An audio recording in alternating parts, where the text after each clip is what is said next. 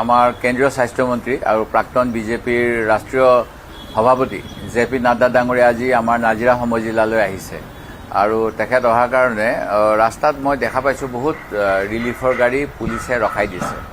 ঠিক আছে, মন্ত্ৰী আহিছে, যিটো মুখ্যমন্ত্ৰীয়ে কৈ আছে প্ৰধানমন্ত্ৰী আহিলে 3 দিনৰ তেওঁৰ পিছত লাগিব লাগিব, প্ৰশাসনৰ ডিষ্টাৰ্বেঞ্চ হ'ব, মানি ল'লোঁ।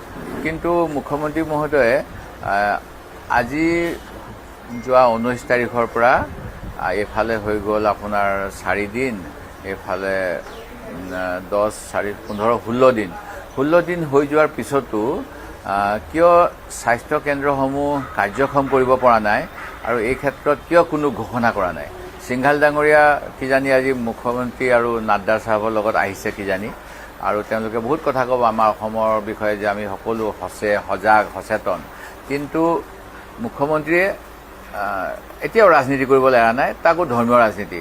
কৈছে নামঘৰবিলাকৰ কাৰণে তেওঁ 1.5 লাখ নে 2 লাখ চাফা কৰিবলৈ দিব, কিন্তু বহুত জাগাত যিবিলাক স্বাস্থ্যকেন্দ্ৰ, যিবিলাকক নাম দিয়া হয় আৰোগ্য কেন্দ্ৰ নে কিবা, সেইবিলাক এতিয়াও পানীৰ তলত বা পলসে মানে বুৰাই থৈছে, পলস ভৰ্তি হৈ আছে, যাৰ ফলত যিসকলৰ সন্তান সম্ভৱা মাতৃ, সদ্য জন্মজাত কেঁচুৱা বা যিসকলৰ দৰৱ পাতি খাব লাগে, যিকোনো অসুখীয়া লোক বা বৃদ্ধ, তেখেতসকলে এই স্বাস্থ্যকেন্দ্ৰবিলাকত আহিব পৰা নাই, তেওঁলোকক স্বাস্থ্যকেন্দ্ৰই সেৱা আগবঢ়াব পৰা নাই।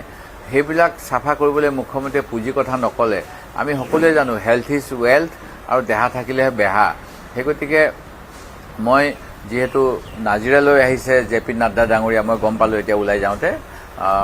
মই এটা স্বাস্থ্যকেন্দ্ৰ আজি আমাৰ 2টা দল কংগ্ৰেছৰ, এটা অল ইণ্ডিয়া কংগ্ৰেছ সেৱা দলৰ পৰা আহিছে আৰু এটা আমাৰ কলগাছিয়া ব্লক কংগ্ৰেছৰ কংগ্ৰেছ কৰ্মীসকলে আব্দুল খালেক প্ৰাক্তন MP আৰু হাবিল খান ব্লক কংগ্ৰেছৰ সভাপতিৰ নেতৃত্বত লৈ অহা টীমে তাত আজি চাফ চিকুণ কৰি আছে, যাতে সেই চাব চেণ্টাৰটোৰ পৰা ৰাইজে সেৱা পাব পাৰে। সেই গতিকে অন্য নহ'লেও কমচে কম এই চাব চেণ্টাৰবিলাক ঠিক কৰি দিয়ক। সেইটো কথাকে JP নাড্ডা ডাঙৰীয়াক যে 24 ঘণ্টাৰ ভিতৰত চাব চেণ্টাৰ চাফা কৰিবলৈ 1 লাখ, 2 লাখ, 3 লাখ যি লাগে দিম, কমচে কম সেইটো ঘোষণা কৰাই লওক, যাতে আমাৰ মানুহবিলাকৰ এতিয়া বেমাৰৰ পিছত, মই এইখিনি কথা এইকাৰণে কৈ আছোঁ, মোৰ সমষ্টিত বানপানীৰ পিছত মানুহ উদ্ধাৰ হোৱাৰ পিছত জ্বৰত ভুগি আছে, 2জনৰ মৃত্যু হৈছে বিশুদ্ধ খোৱা পানীৰ অভাৱত বা ডায়েৰিয়া হ'ল নে কিবা কিবি হ'ল বুলি কৈছে।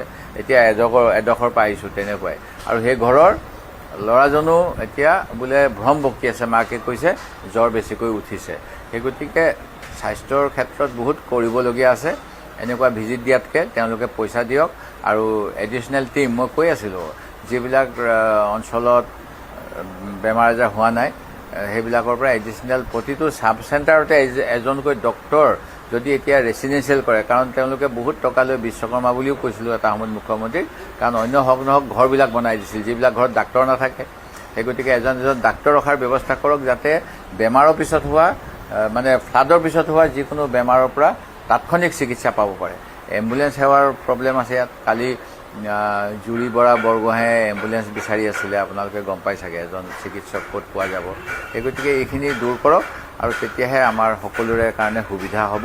এইটোৱে মোৰ দাবী বৰ্তমান কেন্দ্ৰীয় স্বাস্থ্যমন্ত্ৰীৰ সন্মুখত।